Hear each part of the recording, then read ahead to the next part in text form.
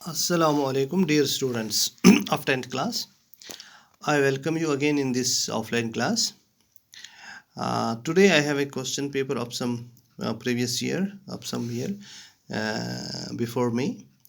तो आज हम डील करेंगे, we'll be dealing with the relative clause. Relative clause, I have told you in a lecture, I have given a complete lecture on relative clause. Relative clause is a clause in the sentence which begins with a relative pronoun.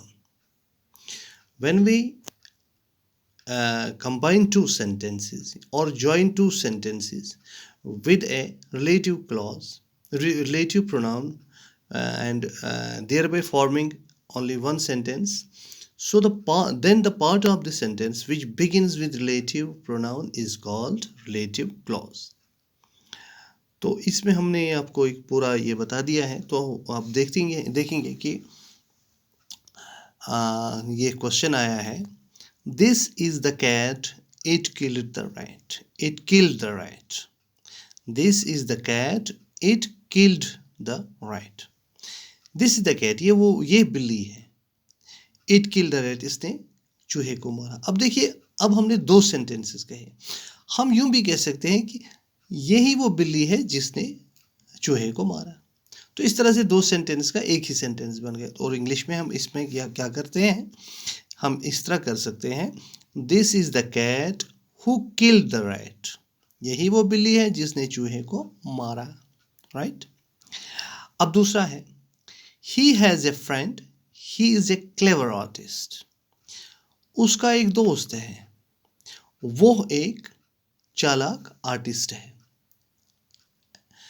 तो इन दो sentences को हम मिलाएंगे और ऐसे मिलाएंगे, he has a friend who is a clever artist. तो who is a clever artist इसका रिलेटिव क्लॉज हो गया। I met my uncle, he had just arrived. अब दो सेंटेंसेस को एक सेंटेंस बनाएंगे हम, I met my uncle who had just arrived, मैं अंकल से मिला जो अभी अभी आया। तो हो गया ये एक एग्जामिनेशन का पेपर। दूसरा आया है,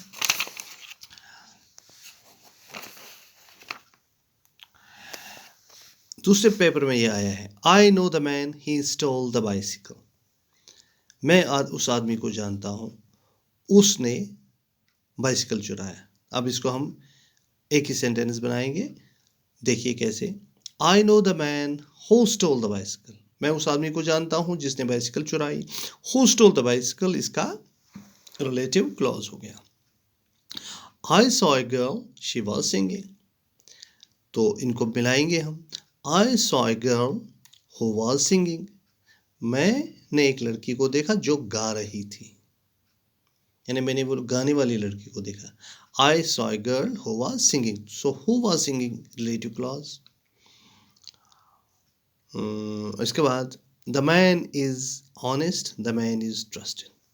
अब देखिए, वो इंसान जो ऑनेस्ट होता है उस पर भरोसा किया जाता है, इसको हम इस तरह से बनाएंगे, the man who is honest is trusted, वो इंसान जो ऑनेस्ट होता है उस पर भरोसा किया जाता है। तो ये हो गए दो क्वेश्चन पेपर्स, तीसरा भी है मेरे पास। अब देखिए इसमें क्या आया है, हाँ यहाँ है,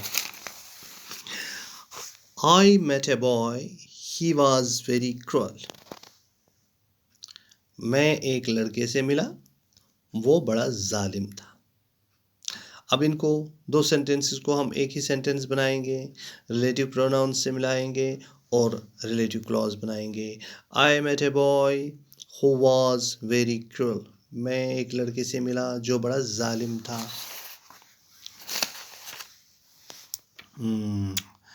और देखिए कहाँ पे, हाँ ये है, show the road leads to Punjab. अब हम किससे पूछते हैं, शो द रोड, यहाँ हम करेंगे ख़त्म, इसको एक ही सेंटेंस बनाएंगे, रिलेटिव प्रोनाउन यहाँ पे करेंगे। तो show the road which leads to Punjab और दैट लीड्स टू पंजाब।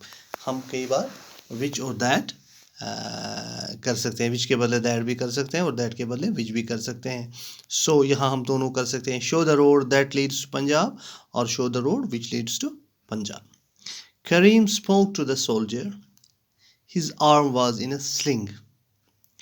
तो यहाँ हम इसको ये कर सकते हैं, Kareem spoke to the soldier whose arm was in a sling.